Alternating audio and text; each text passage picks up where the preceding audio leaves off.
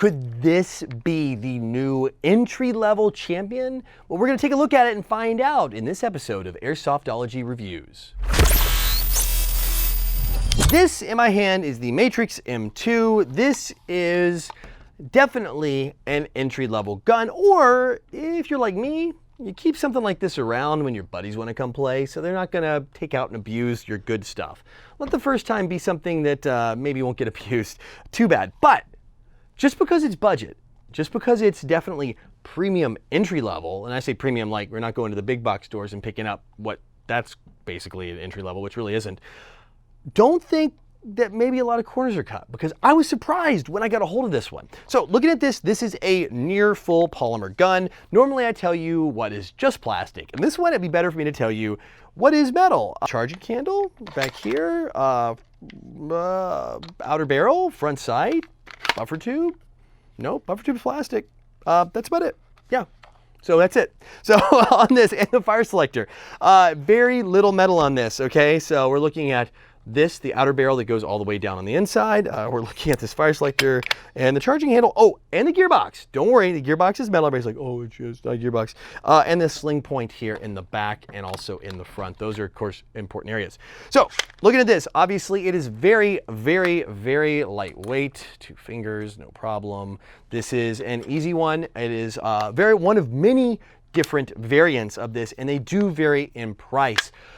They start in the low 100-ish range, so very affordable, all the way up to maybe like in the 200-ish, depending on when you're watching this and depending on the country. They could be more. I'm talking about US prices here, so I usually like to talk about prices, but this time I am because this one's so budget. It's very, very affordable, and what you get for this price is actually a little surprising. It's usually at this price point, when you're knocking on the door of $100 US, there's a lot of corners cut, at least in the US pricing. This one, not so much. So let's start with the outside, work kind of way through what I feel about the materials and stuff, and then we'll go to the inside where there might be some surprises. So outside, like I said, got a few metal parts. Where it matters, that is the outer barrel. You want that to be metal. 14mm counterclockwise thread, so if you want to change this orange tip, you can. This is just the bare bones basic M4. So you got the plastic handguard. Battery goes up inside of here. If you guys have never, it's been like modern guns, you don't have them. You kind of pull this ring back in here. You got Tamiya type connectors. You do have quick disconnects right here. So if you have to do any work on it, it is a 2-piece barrel. There's a set screw right here. So if you do end up down the road getting a wobbly barrel and you're like, why does this come out? There's a set screw right here. It's basically built, you know, like a budget gun on the outside, like basically airsoft guns were for a long time. But I do like the fact that they didn't go too fat on the outer barrel here. It's not as fat as up here. So you actually have a lot of room to fit your batteries inside of here. For this price point, I usually do this with the internals. We're gonna talk about accessories here real quick. As I do this, you're not gonna get a battery and charger in here at this price point. So you're gonna wanna pick one of those up at your local shop. This thing will take a 9.6, no problem. We'll take a 7.4. I would maybe move to the very, very low C rated 11s ones. I wouldn't go too high end on that. OEM on this, by the way, is S&T, if you're curious. So it's actually a well-known maker of that. You also get 300 round high cap. It is metal on there and it's winding at the bottom. So you do have a 300 round high cap in the box as well.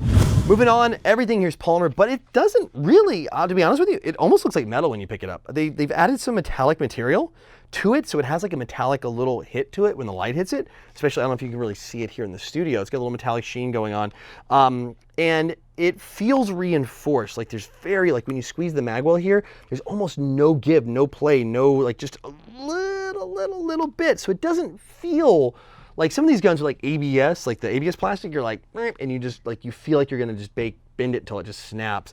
This one's definitely got like a little bit of nylon fiber reinforcement in it. It's got a little bit of metallic flake. Definitely a step up from your standard bare bones basic ABS. Same with the grip up here. You got kind of the same material running throughout the whole thing. Standard law enforcement style stock. You do have rails up under this charging handle here, or not charging handle, the carry handle on there. You do have the adjustable windage here, elevation on the sights, standard M4. You can take this off, change it to whatever. If you want to put a rail on this, you actually can. There are versions that do come with rails, so if you want to make that upgrade, probably cheaper, actually definitely cheaper to get one with it instead of without it to start off with. But if you just want something to see if you like the hobby or like I said, a loner gun, this one works out pretty good. Well, my charging handle actually shows a rotary style hop up. You know how much of a fan I am about this. I have like two things I love in guns, rotary style hop ups and included Deans, even if they give you an adapter.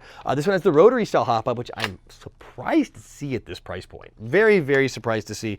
It's plastic, of course, but that's no problem. Mechbox shell inside, I haven't torn this thing apart, is actually coated in black coloring. So it's not just like they didn't go throw out a cheap one. They actually have a pretty decent looking coated material. Like I said, it is metal on the gearbox shell. It's a standard AEG internals. I know people ask me at this price point, they're like, are they like really cutting corners? No, actually it's regular version 2 Mechbox motor inside. Motor's your standard offering. It's not gonna be like a super high torque or neo-magnet motor, but it's good enough to get the job done and get you a respectable rate of fire. We'll talk about that in the chrono section later. Overall, I think my only gotcha here is the plastic buffer tube, or the polymer buffer tube.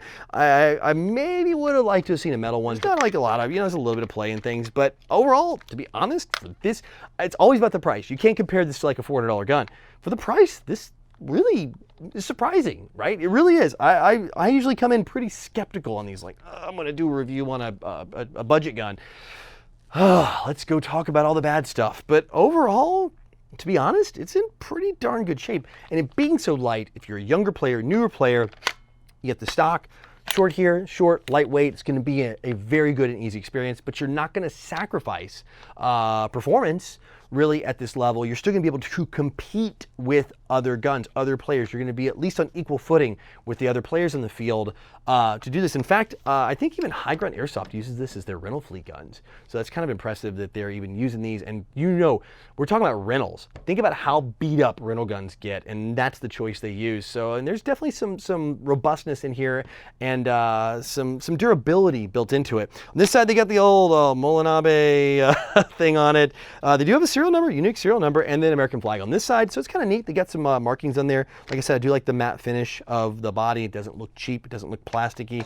And you get the high cap. So overall, externally, not too bad of a choice. You do have, like I said, it's a plastic carry handle, plastic buffer tube. Those may be a few points that down the road you want to do, but I think most people are going to take this off and probably throw some optics on it. Internally, it's a standard mech box. I'm not going to go too far down on that. I mean, it is upgradable. It has solid gears. I wouldn't go and throw, a spring and take this thing up to DMR level without doing some internal, maybe some gear out changes. But overall, nice and solid, especially. You're going to expect some durability and longevity, considering that we're seeing fields use this as their rental fleet.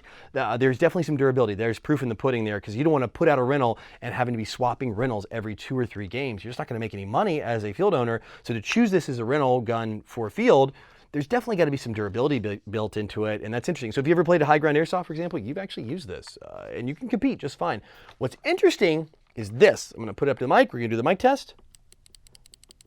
Hear that clicky clicky? It's got a micro switch trigger in it. Rotary hop up, micro switch trigger for this price point.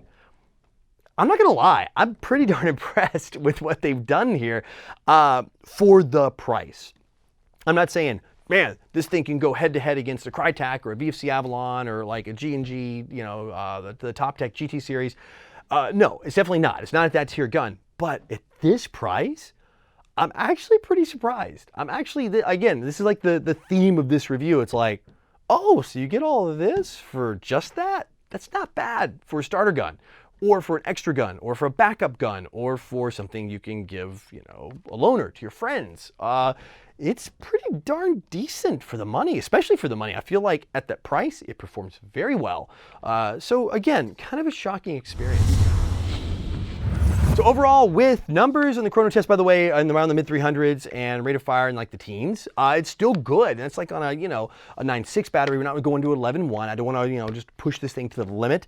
But a 9.6 or 7.4 lipo will get you plenty of oomph, healthy rate of fire in the teens. It's not going to be like, it's not low in there. Good trigger response, and like I said, mid 300s ish on there. So you're going to be able to run this indoor and out. Some of the longer ones you will see higher feet per second. There's a lot of variants of this. And again, this is for these versions versions in your country. You may see different power levels based on your country's power requirements of this model. I definitely say that it's worth the investment, worth the purchase. Also, mags, I didn't have any issue running a couple different mags in here, so mag fitment's gonna be no problem. If you want to run mid caps, you can, why not? Or if you just want to have a backup on your back because it's so light, you can do that, run your primary, pull this thing out as your backup CQB gun, maybe.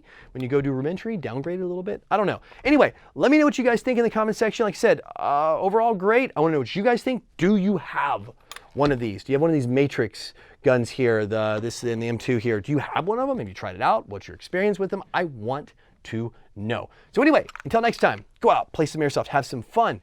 Hit the sub button down below. But no matter what you do, call your freaking hits.